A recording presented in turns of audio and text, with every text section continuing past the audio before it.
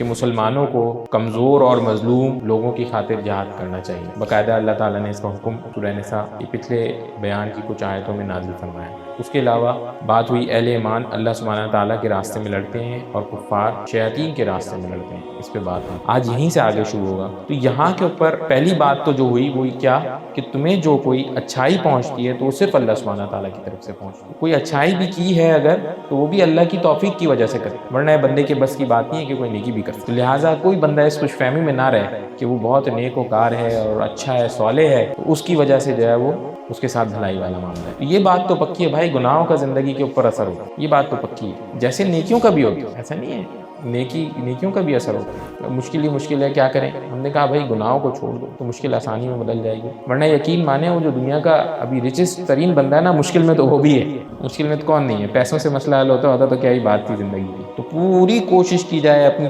استطاعت کے مطابق کہ اللہ مجھے گناہوں سے بچائے رکھیے، خدا نہ خواستہ پھر بھی ہو جائے تو فوراً توبہ کیجیے۔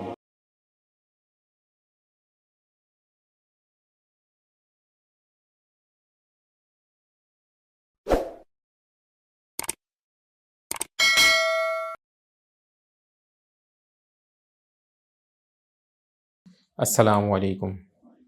الحمدللہ نحمدہ ونستعینہ ونستغفرہ ونؤمن بہ ونتوکل علیہ ونعوذ باللہ من شرور انفسنا ومن سیئات اعمالنا من یہدہ اللہ فلا مضل لہ ومن یضللہ فلا ہادی لہ ونشہد ان لا الہ الا اللہ وحدہ لا شریک لہ ونشہد ان محمدا عبدہ ورسولہ اما بعد فقد قال اللہ سبحانہ وتعالی فی کلامہ المجید اعوذ باللہ من الشیطان الرجیم بسم اللہ الرحمن الرحیم من یطع الرسول فقد اطاع اللہ ومن تولی فما ارسلناک علیہم حفیظا وقال النبی صلی اللہ علیہ وسلم من اطاعنی فقد اطاع اللہ ومن عصانی فقد عصى اللہ آمنت باللہ صدق اللہ العلی العظیم وصدق رسولہ النبی الکریم۔ پچھلے بیان میں ہم نے بات کی تھی کہ مسلمانوں کو کمزور اور مظلوم لوگوں کی خاطر جہاد کرنا چاہیے۔ باقاعدہ اللہ تعالیٰ نے اس کا حکم سورہ نساء کے پچھلے بیان کی کچھ آیتوں میں نازل فرمایا۔ اس کے علاوہ بات ہوئی اہل ایمان اللہ سبحانہ تعالیٰ کے راستے میں لڑتے ہیں اور کفار شیاطین کے راستے میں لڑتے ہیں، اس پہ بات ہوئی۔ چنانچہ بات ہوئی کہ جب جو لوگ کچھ مکہ میں خواہش بھی کرتے تھے جہاد کی، جب جہاد کے احکامات نازل ہو گئے تو مدینہ میں وہ موجود تھے اور ادھر ان لوگوں نے کہا، کچھ لوگوں نے، کہ یہ ہمیں تھوڑا وقت اور کیوں نہیں مل گیا، اس پہ بات ہوئی۔ پھر اس موضوع پہ بات ہوئی کہ موت کا ایک وقت مقرر ہے، تو چاہے مضبوط قلعوں میں بھی ہوں گے تو موت آ کر کے رہے گی۔ پھر آخر میں بات ہوئی کہ اچھائی اور بھلائی دونوں اللہ سبحانہ تعالیٰ کی طرف سے ہیں،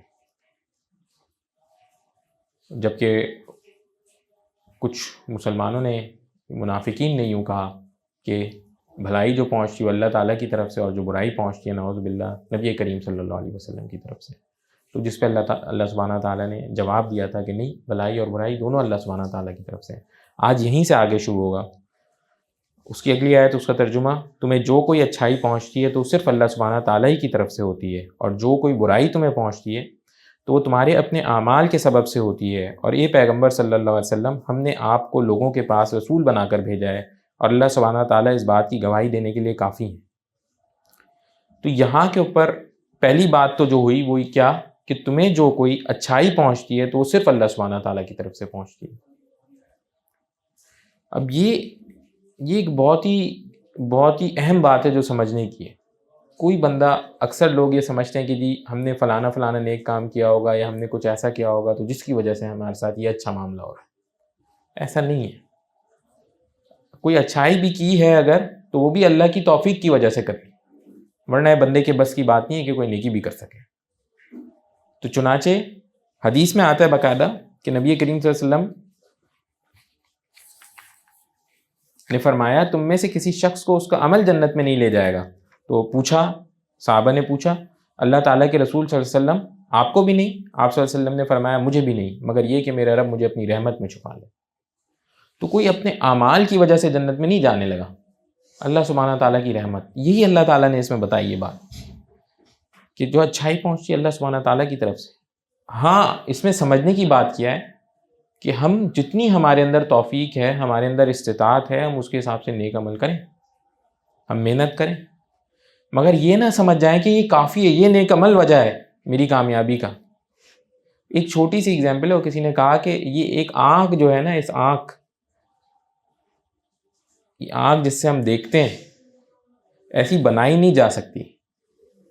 تو انسان سارے عمل اس کے نیک ایک ترازو میں ایک پلڑے میں رکھ دے، اور صرف دوسری طرف سے ایک آنکھ کی جو روشنائی ہے یہ اس کی ایک طرف رکھ دی جائے، تو یہ اس کو بھی برابر نہیں کر سکتے، اتنی بڑی نعمت۔ تو لہٰذا کوئی بندہ اس خوش فہمی میں نہ رہے کہ وہ بہت نیک وکار ہے اور اچھا ہے، صالح ہے، تو اس کی وجہ سے جو ہے وہ اس کے ساتھ بھلائی والا معاملہ ہے۔ اللہ سبحانہ تعالیٰ کا کرم ہے، ہر موقع پہ بس یہی کہنا چاہیے اللہ آپ کا شکر ہے کہ آپ نے یہ معاملہ میرے ساتھ کیا، یا اللہ آپ کا شکر ہے آپ نے مان لیا۔ چنانچہ اس سے اگلی بات کیا ہے کہ جو برائی پہنچتی ہے وہ تمہارے اپنے اعمال کے سبب ہوتی ہے۔ پچھلی آیت میں اللہ تعالیٰ نے کہا تھا کہ برائی بھی اللہ سبحانہ تعالیٰ کی طرف سے ہوتی ہے، ادھر بات ہو رہی ہے کہ برائی اپنے اعمال کی سبب ہوتی ہے۔ تو یہ بات تو پکی ہے بھائی، گناہوں کا زندگی کے اوپر اثر ہوتا ہے، یہ بات تو پکی ہے، جیسے نیکیوں کا بھی ہوتا ہے، ایسا نہیں ہے، نیکیوں کا بھی اثر ہوتا ہے، ہوتی ہے اللہ سبحانہ تعالیٰ کی طرف سے۔ برائی میں بھی جب انسان، تقدیر یہی تو ہے، تقدیر اور کیا چیز ہے؟ تقدیر اسی کو تو کہتے ہیں پھر بعد میں کہ جو اللہ سبحانہ تعالیٰ کی طرف سے ہو گیا وہی ہونا تھا اور کچھ ہو نہیں سکتا تھا اس کے علاوہ۔ ہاں اگر بچنا ہو تو اس کا طریقہ کار یہ کہ برے اعمال کو چھوڑا جائے۔ اب بس وہ ہر انسان کو اللہ تعالیٰ دونوں راستے دکھاتے ہیں، اچھائی کا بھی برائی کا، اللہ کو پتہ ہوتا ہے یہ کون سا راستہ پکڑنے لگا ہے، تو بس جو کوئی ہمت کر لے اور اچھے راستے کے اوپر چل پڑے تو وہ کامیاب ہو گیا۔ اور اصل محنت اس میں اچھے راستے کی کو پکڑنے کی ہی ہے۔ تو جب بھی کوئی انسان کو برائی پہنچے، تکلیف پہنچے، تو اس کا ایک بڑی وجہ جو ہوتی ہے وہ اس کے اپنے اعمال ہوتے ہیں۔ مگر ادھر پوری ایک بات اور سمجھنے کی بھی ہے، وہ کیا ہے؟ وہ یہ کہ اللہ تعالیٰ نے ایک موقع کے اوپر خود قرآن میں کہا کہ ہم تمہیں آزمائیں گے، مال کی کمی سے، خوف سے، اولاد کے غم سے، یا دیگر اور چیزوں کی طرح سے۔ تو وہ بھی ایک طرح سے دیکھا جائے تو غم اور پریشانیاں ہی ہوتی ہیں، ایک طرح سے دیکھا جائے تو برائیاں ہی ہوتی ہیں، لیکن ان دو کیفیات میں تھوڑا سا فرق ہوتا ہے۔ ایک کیفیت ضرور بالضرور ایسی ہوگی جس میں وہ اللہ سبحانہ تعالیٰ کے ساتھ رابطہ بہرحال قائم رہے گا، نمازیں انسان کو ملتی رہیں گی، اللہ تعالیٰ سے اس کا تعلق قائم رہے گا، تو بس سمجھ جائیں یہ میرے اوپر اس وقت آزمائش ہے اللہ تعالیٰ کی۔ اور جب یہ نہ ہو اور وہ اللہ تعالیٰ سے بھی دور ہوتا چلا جائے اور پریشانیاں بھی آئے چلی جا رہی ہیں، تو بس سمجھ جائیں یہ اللہ سبحانہ تعالیٰ کی طرف سے اب عذاب والی کیفیت۔ بہت آسان طریقہ ہے اس کو دیکھنے کا۔ چنانچہ ایک اور حدیث میں آتا ہے، نبی کریم صلی اللہ علیہ وسلم نے فرمایا کہ مسلمان جب بھی کسی پریشانی، بیماری، رنج و تکلیف اور غم میں مبتلا ہو جاتا ہے، یہاں تک کہ اگر اسے کوئی کانٹا بھی چبھ جاتا ہے تو اللہ تعالیٰ اس کے گناہوں کا کفارہ بنا دیتا ہے۔ تو یہ جو تکلیفیں اور پریشانیاں تھوڑی بہت آ رہی ہوتی ہیں، یہ بھی اللہ سبحانہ تعالیٰ کی طرف سے گناہوں کا کفارہ بن جاتا ہے۔ پوری کوشش کرنی چاہیے کہ اللہ تعالیٰ، وہ کسی نے کہا بھائی مشکل ہی مشکل ہے، کیا کریں؟ ہم نے کہا بھائی گناہوں کو چھوڑ دو تو مشکل آسانی میں بدل جائے گی، ورنہ یقین مانیں وہ جو دنیا کا ابھی ریچسٹ ترین بندہ ہے نا، مشکل میں تو وہ بھی ہے۔ مشکل میں تو کون نہیں ہے؟ پیسوں سے مسئلہ حل ہوتا تو کیا ہی بات تھی زندگی کی۔ بہت سارے معاملات میں تو مسئلے میں وہ بھی پھنسا ہوا ہے، امیر ترین بندہ دنیا کا۔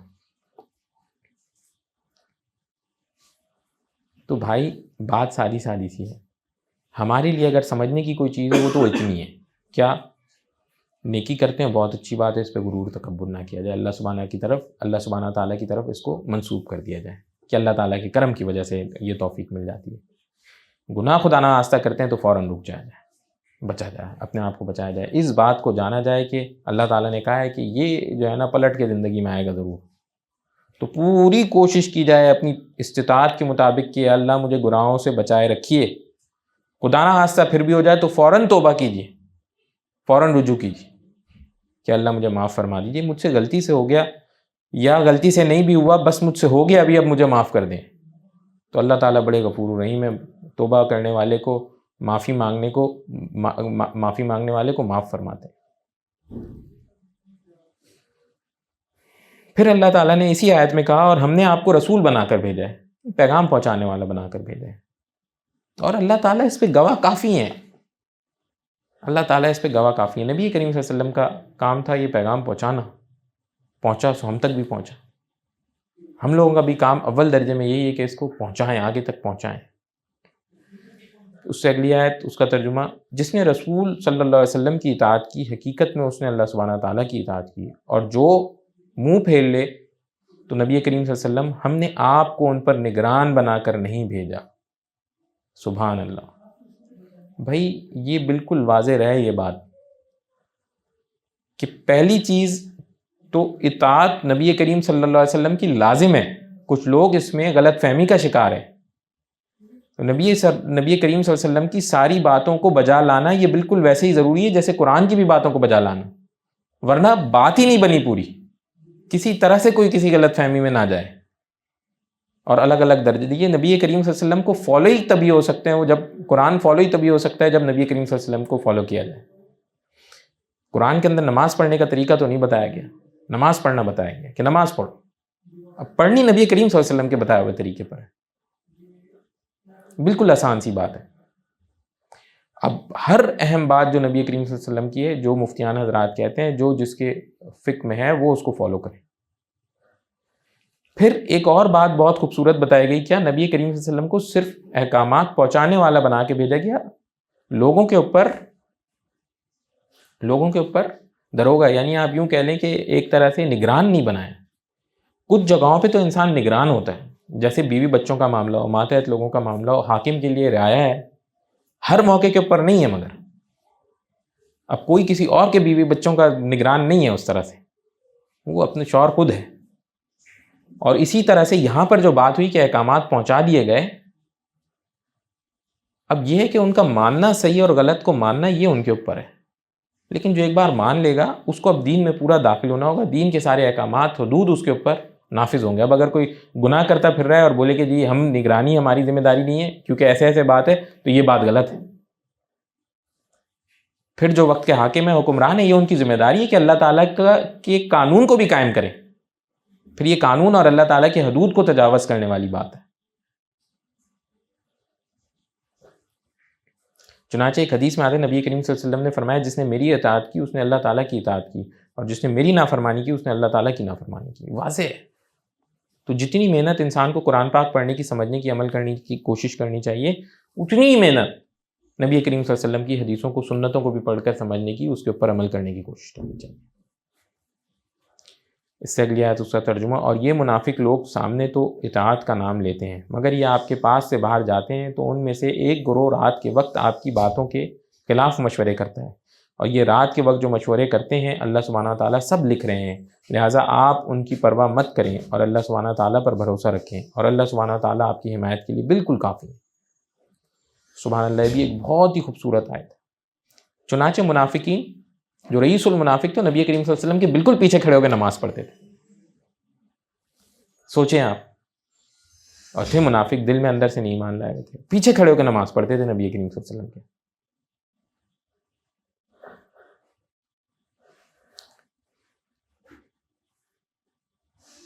ادھر اللہ تعالیٰ نے کیا بتایا کہ یہ آپ کے سامنے تو اطاعت کی باتیں کرتے ہیں، اور جیسے ہی ادھر سے ادھر ہوتے ہیں تو یہ آپ کے خلاف مشورے شروع کر دیتے ہیں۔ آج کے دور میں بھی ایسے ہی ہوگا، بہت سارے مسلمان ان میں منافقین بھی ہوں گے، اور سامنے تو اچھی اچھی باتیں ہوں گی، اور جیسے ہی وہ پیچھے گزریں گے تو پھر وہ دوبارہ کوئی ایسی چالیں اور ایسی باتیں کریں گے جو دین اسلام کے خلاف ہوں گی۔ ایک تو ہوتا ہے بندہ کسی کو علم نہ ہو اور وہ لاپرواہی میں کرے، اور جو علم کے ساتھ کرتا ہے یہ ہے منافق اصل، سو پتہ ہے کہ یہ بات ایسے، یہ حکم ہے، لیکن وہ اس کے خلاف کرتا ہے۔ چنانچہ ایک اور بات جو ہے وہ خوبصورت کیا ہے کہ نبی کریم صلی اللہ علیہ وسلم نے کہا ان کو اللہ تعالیٰ کو حکم دیا ان کی فکر نہ کریں، اللہ سبحانہ تعالیٰ کافی ہیں آپ کے لیے۔ تو یہی بات میں آج بھی سمجھانا چاہتا ہوں کہ اس وقت اتنی فکر ہمیں نہیں کرنی چاہیے کہ پورے مسلمان کیسے ٹھیک ہو جائیں گے۔ پہلے فکر اپنی ہونی چاہیے، تھوڑے سے اچھے مومنین کی ہونی چاہیے، کہ وہ کسی طرح اللہ کے پکے بندے ہو جائیں. تو جیسے جیسے یہ گروہ پکا ہوتا چلا گیا، آہستہ آہستہ انشاءاللہ اللہ سبحانہ تعالیٰ امن و امان اور دیگر اور جو ضروریات کی چیزیں وہ قائم کرتے چلے جائیں گے انشاءاللہ. اس کے بعد اگلی آیت، اس کا ترجمہ، کیا یہ لوگ قرآن میں غور و فکر سے کام نہیں لیتے؟ اگر یہ اللہ سبحانہ تعالیٰ کے سوا کسی اور کی طرف سے ہوتا تو وہ اس میں بکثرت اختلاف پاتے. پہلی بات تو یہ ہے کہ قرآن میں غور و فکر نہیں کرتے. یہ ایک بہت ہی اہم کام ہے جو امت سے چھوٹا ہوا ہے، قرآن کے اوپر غور و فکر کرنا. جو تو مفتیان حضرات ہیں، یہ ان کی بات نہیں ہو رہی. یہ حکم صرف مفتیان حضرات کے لیے نہیں ہے، یہ تمام تر کم سے کم درجے میں مسلمانوں کے لیے، تو پورے ناز تمام لوگوں کے لیے یہ پیغام، لیکن کم سے کم درجے میں مسلمانوں کے لیے. ہاں، اس میں کس چیز کا خصوصی اہتمام کرنا چاہیے کہ یہ زیر نگرانی کسی امام کے ہو کہ وہ سمجھا سکیں کہ بات کیا ہے. کہیں ایسا نہ ہو خدا نخواستہ، کیونکہ انسان اس طرح تو نہیں، ہر کام استاد سے سیکھتا ہے نا. پہلے استاد سے سیکھنے کے بعد محنت کر کے آگے جاتا ہے. تو استاد کو ایک سرپرست رکھنا اپنے لیے بے انتہا ضروری ہے، اور اس کے لیے باقاعدہ محنت ہونی چاہیے. یہ مسلسل کام ہے، یہ ایسا نہیں ہے کہ ایک بار کر کے چھوڑ دیا. اس پہ غور و فکر کرنا ہے، اس کی آیتوں پہ غور و فکر کرنا ہے، یہ مسلسل کام ہے. اب مسئلہ یہ ہے، تو بات یہاں وہاں کھڑے ہیں ہم جہاں کے اوپر قرآن کو ترجمے کے ساتھ پڑھنے کا ہی معمول نہیں ہے، تو یہ اس کے اوپر غور و فکر کرنا تو یہ اس سے اگلا اسٹیپ. پہلے عادت تو ہو پڑھنے کی، یہ اس سے اگلا اسٹیپ ہے کہ غور و فکر کرو. پھر اللہ تعالیٰ نے آگے خود بتا دیا کہ اگر خدا نہ خواستہ ایسا ہوتا کہ یہ اللہ سبحانہ تعالیٰ کے علاوہ کسی اور کی طرف سے ہوتا تو اس میں بہت اختلاف پاتے ہیں. تو لہٰذا یہ ایک ایسا چیلنج ہے قرآن کا، اللہ سبحانہ تعالیٰ کی ایک بہت بڑا، یہ ہمارے لیے نبی کریم صلی اللہ علیہ وسلم نے کہا تھا مجھے یہ معجزہ عطا کیا گیا. تو آج 1450 سال گزر گئے، یہ اسی حالت میں موجود ہے، ویسے ہی پڑھا جاتا ہے، ویسے ہی احکامات آج بھی لگتے ہیں. خود اللہ تعالیٰ نے بتایا جو اس کے اندر وہ ویسے ہی موجود ہے، اور کوئی ایک اختلاف بھی نہیں پائیں گے، کوئی ایک اختلاف. کچھ تو آیتیں اللہ سبحانہ تعالیٰ نے خود سے منسوخ کی اور اس کی جگہ نیا حکم دیا. یہ اللہ تعالیٰ نے بتا کے کیا ہے کہ بھئی یہ کچھ، اور وہ اس کی وجہ بالکل سمجھ میں آتی تھی کہ اس وقت یہ تدریجاً ایک قوم بدل رہی تھی پوری، ایک ساتھ نہیں حکم سخت دیے جا سکتے تھے. وہ پتہ تھا نہیں کر پائیں گے، تو آسان کرتے ہوئے کرتے پھر ٹف پوری یہ چیز ہے. ہمارے لیے کیوں ڈائریکٹ ہے، ان کے لیے کیوں ایسا تھا؟ بہت ہی آسان سی ایگزامپل ہے، بہت ہی آسان طریقہ ہے سمجھنے کے لیے. ان کے پاس کوئی رول ماڈلز نہیں تھے، ان کے سامنے کوئی مثالیں موجود نہیں تھیں. انہوں نے اپنے ہی آپ کو یوں چینج کر کے اس لیول تک لے کے گئے. مگر ہم جب پیدا ہوئے اور بڑے ہوئے تو ہمارے سامنے وہ مثالیں موجود ہیں کہ دیکھو اس کے اوپر یوں زندگی گزاری جاتی ہے، اب سیکھو ہی یوں، طرز عمل بناؤ ہی یوں. اب ضرورت نہیں ہے کہ پہلے خدا نخواستہ شراب پیو گے اور پھر چھوڑو گے، اب بس پہلے دن سے نہیں پینی.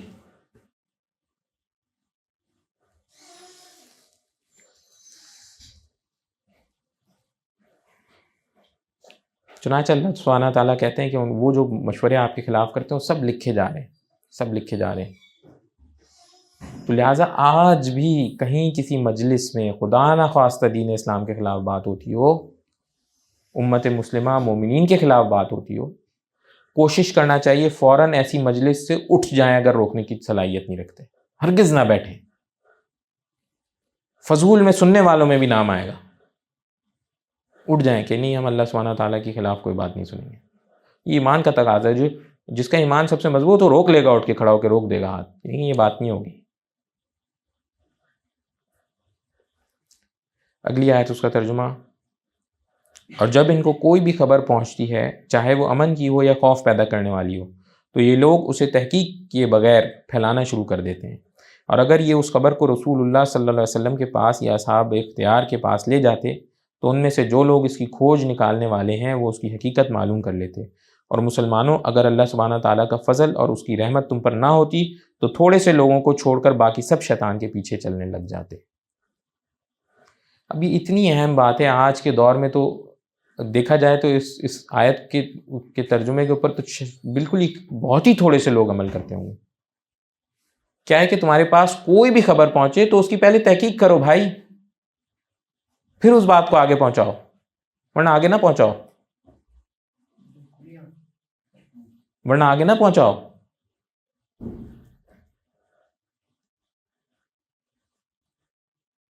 آج کل تو واٹس ایپ فیس بک وغیرہ کا دور ہے نا، بس جو دیکھا فارورڈ کر دیا، نہ سوچا نہ سمجھا کہ بات ٹھیک ہے، یعنی کسی کے بارے میں کوئی بات سنی اور بس سمجھتے ہیں کہ وہ سچ بول رہا ہوگا تو بتا دی، آگے بتا دی، زبان سے زبان ادھر سے ادھر پھیلتی چلی جا رہی ہے، فلانا اس طرح کا بندہ ہے، بس کسی نے بتایا تو ہم نے بھی آگے بتا دیا فلانا اس طرح کا بندہ ہے۔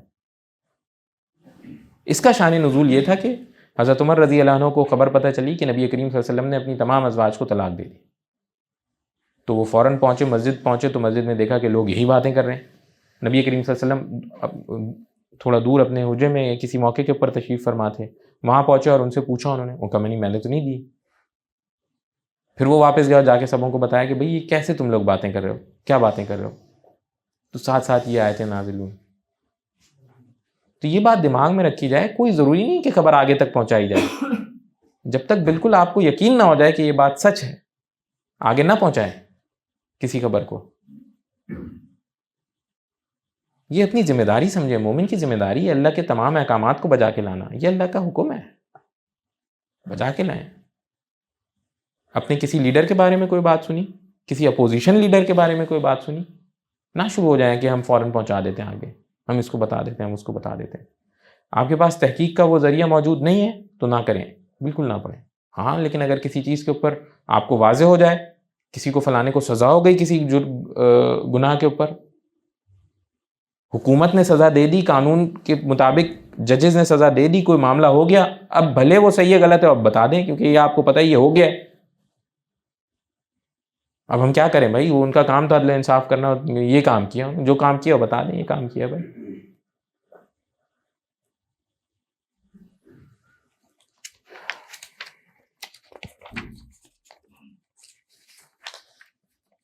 چنانچہ ایک حدیث میں آتا ہے آدمی کے جھوٹا ہونے کے لیے یہی کافی ہے کہ وہ ہر سنی ہوئی بات بیان کر دے، جھوٹا ہونے کے لیے یہی کافی ہے، جو بات سنی آگے بیان کر دے، جو بات سنی آگے بیان کر دے، جو بات سنی آگے بیان کر دے۔ انا للہ و انا الیہ راجعون۔ اگلی آیت اس کا ترجمہ، لہٰذا اے پیغمبر صلی اللہ علیہ وسلم آپ اللہ سبحانہ تعالیٰ کے راستے میں جنگ کریں، آپ پر اپنے سوا کسی اور کی ذمہ داری نہیں ہے، ہاں ایمان والوں کو ترغیب دیتے رہیں، کچھ بعید نہیں کہ اللہ سبحانہ تعالیٰ کافروں کی جنگ کا زور توڑ دیں، اور اللہ سبحانہ تعالیٰ کا زور سب سے زیادہ زبردست ہے اور سخت سزا دینے والے ہیں، اور اللہ سبحانہ تعالیٰ سخت سزا دینے والے ہیں۔ شان نزول تھوڑا سا اس کا پڑھ لیتے ہیں پہلے، پھر اس کے بعد اس کے اوپر بات کریں گے انشاءاللہ۔ جب غزوہ احد شوال میں ہو چکا تو رسول کریم صلی اللہ علیہ وسلم نے ذی القعدہ میں کفار کے وعدے کے موافق بدر میں مقابلے کے لیے جانا چاہا، جس کو مورخین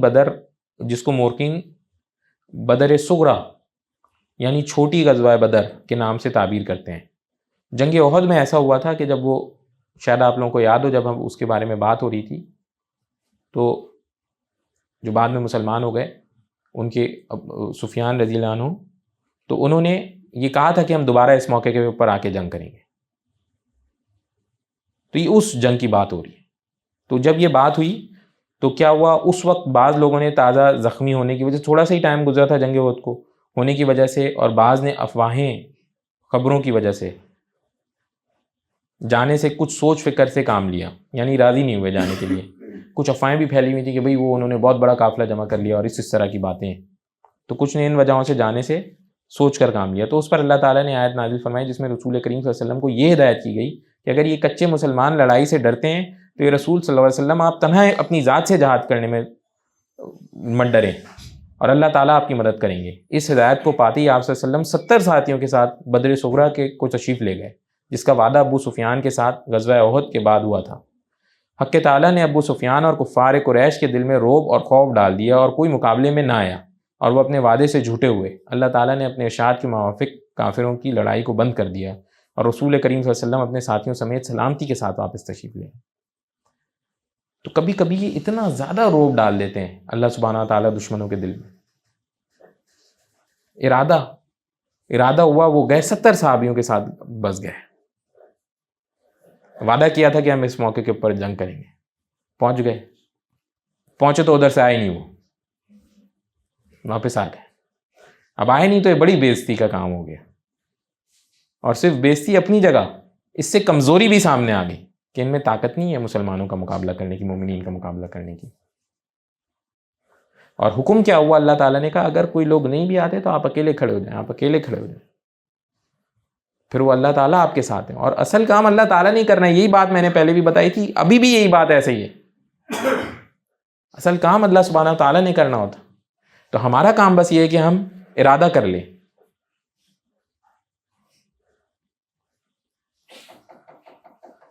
چنانچہ اس سے اگلی آیت اس کا ترجمہ، جو شخص کوئی اچھی سفارش کرتا ہے اس کو اس میں سے حصہ ملتا ہے، اور جو کوئی بری سفارش کرتا ہے اسے اس برائی میں سے حصہ ملتا ہے۔ اللہ تعالیٰ ہر چیز پر نظر رکھنے والے ہیں۔ اب دیکھیں، یہ 1450 سال پہلے قرآن نازل ہوا تقریباً، یہ اس وقت کی باتیں ہیں، سنہری باتیں ہیں۔ آج بھی اگر دیکھیں نا تو کیا بات ہو رہی ہے کہ کوئی سفارش کرتا ہے اگر تو اچھی سفارش کرے گا تو اس اچھائی میں اس کا حصہ ملے گا، بری سفارش کرے گا تو اس برائی میں اس کا حصہ ڈل جائے گا۔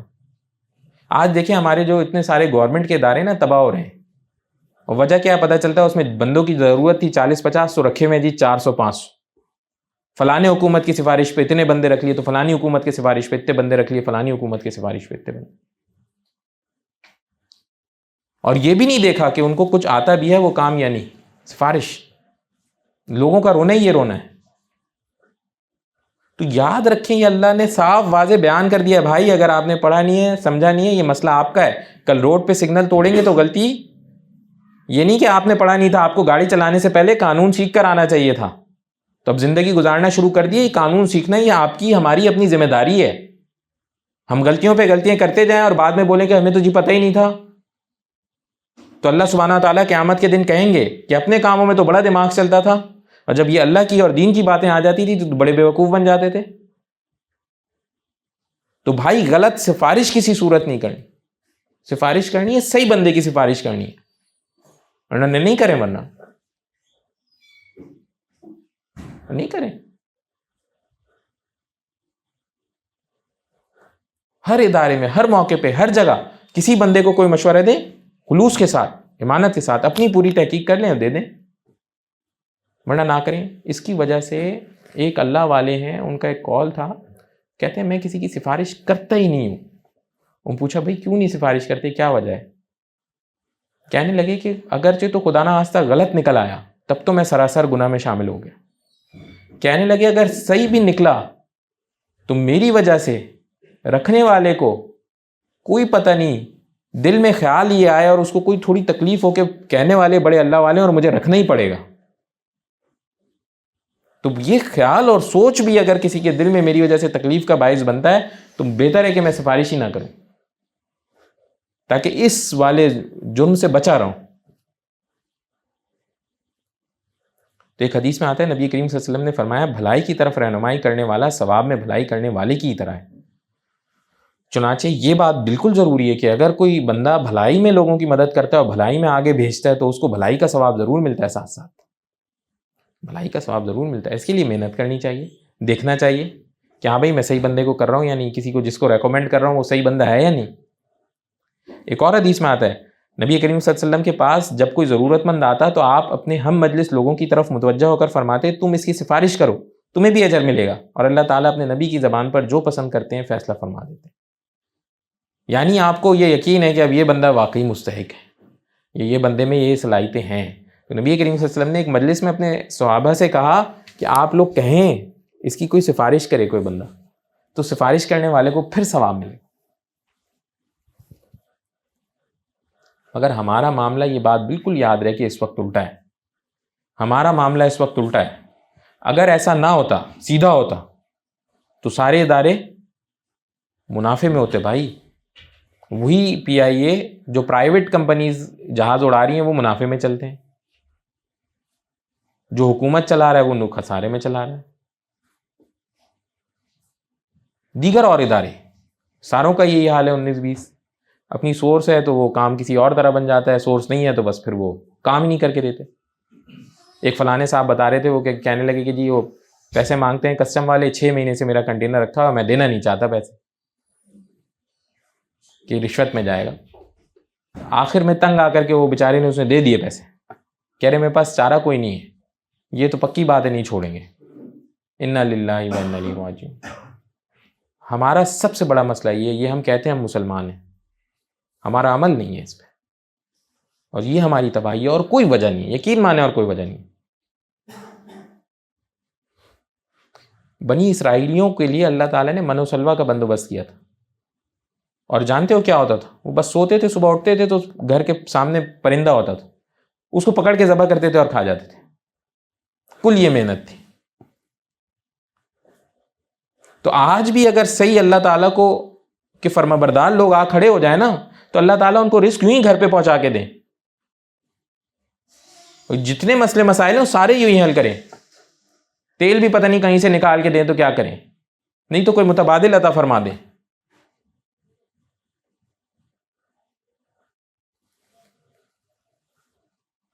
چنانچہ اس سے اگلی حدیث اس کا ترجمہ، معذرت اگلی آیت اس کا ترجمہ، اور جب تمہیں کوئی شخص سلام کرے تو تم اس سے بھی بہتر طریقے پر سلام کرو، یا کم از کم انہی الفاظ میں اس کا جواب دو، بے شک اللہ ہر چیز کا حساب رکھنے والے ہیں. سلام کا حکم ہے. سلام ایک دعا بھی ہے، ایک طرح سے تحفہ بھی ہے. تو کوشش یہ کرنی چاہیے کہ سلام کے جواب میں سلام اس سے بہتر، جواب اس سے بہتر لوٹایا جائے. یعنی جیسے اگر کسی نے السلام علیکم کہا تو جواب میں وعلیکم السلام ورحمۃ اللہ ہونا چاہیے، کم سے کم درجے میں. کسی نے اگر کہہ دیا السلام علیکم ورحمۃ اللہ وبرکاتہ، اب کم سے کم درجے میں وعلیکم السلام ورحمۃ اللہ وبرکاتہ ہونا چاہیے. اب وعلیکم السلام کافی نہیں ہوگا، کوشش کریں کم سے کم اسی درجے میں. اسی طرح تحفے تحائف میں بھی یہ کوشش کی جائے، اگر کسی نے کوئی تحفہ دیا ہے تو کم سے کم اس درجے کا تحفہ لوٹایا جائے. لیکن یہ کوئی ضروری نہیں ہے، جو استطاعت میں ہو اگر تو پھر کر لیا جائے، اور نہیں تو کم سے کم درجے میں زبان سے شکر ادا کیا جائے، جزاکم اللہ خیرا کہا جائے، شکریہ آپ کا بے انتہا، اللہ تعالیٰ اس کی بہترین جزا آپ کو عطا فرمائے. اب یہاں کے اوپر سلام کرنے کا حکم واضح ہے. ایک حدیث میں آتا ہے نبی کریم صلی اللہ علیہ وسلم نے فرمایا تم جنت میں اس وقت تک داخل نہیں ہو سکتے جب تک مومن نہ ہو، اور تمہارا ایمان مکمل نہیں ہو سکتا جب تک آپس میں ایک دوسرے سے محبت نہ کرو. میں تم کو ایسی چیز نہ بتاؤں کہ اگر تم اس پر عمل کر لو تو تمہاری آپس میں محبت قائم ہو جائے گی. وہ یہ کہ آپس میں سلام کو عام کرو. یعنی ہر مسلمان کے لیے خواہ اس سے جان پہچان ہو یا نہ ہو کے لیے سلام کو عام کرو. بھائی سلام کو عام کرو. ہمارے ہاں تو سلام کا بھی رواج چھوٹا ہوا ہے. ایسے گزرتے ہیں لوگ، پتہ نہیں کون اجنبی ادھر سے ادھر گزر کے چلے گئے. مسلمان ایسا نہیں ہے بھائی. مسلمان نے چلتے پھرتے سلام کرنا ہے. سلام کا مطلب پتہ ہے کیا ہے؟ آپ پر اللہ کی سلامتی ہو، دعا ہے. اور ہر ایسی دعا کے اوپر ایک فرشتہ یہی دعا اس بندے کے لیے کرتا ہے جو بندہ یہ دعا کرتا ہے، چاہے دوسرا بھی دعا کا جواب دے کہ نہ دے. ہمارے ہاں تو کچھ لوگوں کا تکبر ہوتا ہے، اس کو سلام کرو جواب ہی نہیں دیا جی.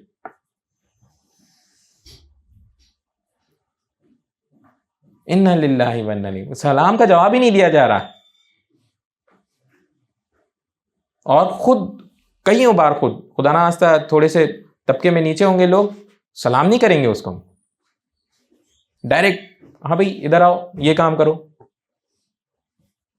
بھائی پہلے اس سے اچھے سے سلام دعا کرو، السلام علیکم ٹھیک ٹھاک ہو، اب میرا یہ کام کر دو بھائی. اتنا ضروری ہے. اور اس میں ہرگز نہیں یہ دیکھنا کہ چھوٹا بڑے کو سلام کر رہا ہے کہ بڑا چھوٹے کو سلام کر رہا ہے. الٹا ہے یہ، آپ بڑے جا کے خود گھر میں بچوں کو سلام کر لیا کریں تاکہ ان کی عادت پڑے، ان کو یہ پتہ چل نہیں ہم نے سلام کرنا ہے. چنانچہ ایک حدیث میں آتا ہے کہ صحابہ آپس میں ایسے سلام کیا کرتے تھے کہ جب ایک رستے میں جا رہے ہوتے اور بیچ میں ایک چھوٹا سا کوئی تودا آ جاتا اور مختلف ہو جاتے رستے ان کے، پھر جب دوبارہ ملتے تو آپس میں ایک دوسرے کو سلام کرتے. اور کیوں نہ کریں، مفت کی دعا ہے، کیوں نہ کریں بھائی. الٹی سیدھی باتیں 50 کر لیتے ہیں، کام کی بات کر لیں تھوڑی. دوبارہ ملاقات ہو گئی پھر السلام علیکم کہہ لیں. دن میں کتنی بار تو یہ نیکیاں لکھی چلی گئی نا. نہیں جب ملاقات کریں ایک السلام علیکم کہیں، جب ملاقات کریں السلام. عادت ہے ہماری فون اٹھائیں گے تو بولیں گے کیا؟ ہیلو. بھائی ہیلو کی جگہ السلام علیکم بول دینا. فون کچھ بول رہی ہے نا تو اٹھا کے السلام علیکم بول دے پہلے، اب اس کے بعد بات کر لیں. کیا بات ہے بھائی؟ پہلا کلام کوشش کریں سلام ہو، بھولے میں نہ آئے. تو یہ حکم ہے. دیکھیں یہ اپنی طرف سے بتائی ہوئی بات نہیں، قرآن کی بات ہے. ہم سے رستے میں گزرے، ہم چھوٹے چھوٹے بچے جو نظر آ رہے ہیں ان کو سلام کریں، جو بھلے جانتے ہو نہیں جانتے ہو. مسلمانوں کا ملک ہے، ہمیں یقین ہے کہ ساری تقریباً مسلمان ہیں، کوئی شاید اکا دکا کوئی اور نکل آئے مذہب کا، تو جتنے مسلمان ہیں ان کو سلام مسلمانوں کو کیا جاتا ہے پہلی بات. تو اب سارے مسلمان ہیں تو ان کو سلام کریں نا بھائی. تو انشاءاللہ یہ اس کی کوشش کریں گے نا انشاءاللہ. اس کی اگلی آیت اس کا ترجمہ، اللہ تعالیٰ کی وہ ذات ہے کہ ان کے سوا کوئی معبود نہیں، وہ تمہیں ضرور بالضرور قیامت کے دن اکٹھا کریں گے جس کے آنے میں کوئی شک نہیں. اور کون ہے جو اللہ تعالیٰ سے زیادہ بات کا سچا ہو.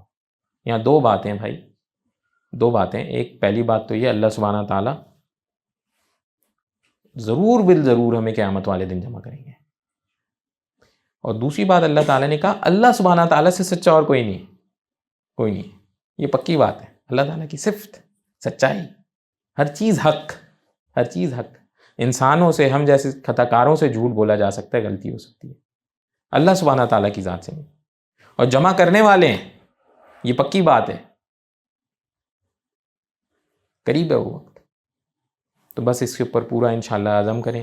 آج یہ بس یہیں پہ انشاءاللہ بیان کو مکمل کریں گے. تو عزم کریں. ایک تو سب سے پہلا اور اہم عزم کہ جی اللہ سبحانہ تعالیٰ اور اللہ کے رسول صلی اللہ علیہ وسلم کی اطاعت کریں گے، پوری اپنی کوشش کے طرف سے اطاعت کریں گے انشاءاللہ. دوسری بات اور دوسرا اہم عزم، یہ ہم سلام کا رواج پھیلائیں گے انشاءاللہ. اس پہ پورا عزم کریں انشاءاللہ. جو بچے بھی ملیں اس کو سلام کریں گے انشاءاللہ. یہ نہیں سوچیں گے بھائی لوگ کیا کہیں گے. وہ بھائی اللہ کیا کہیں گے یہ زیادہ ضروری ہے کہ لوگ کیا کہیں گے یہ زیادہ ضروری ہے.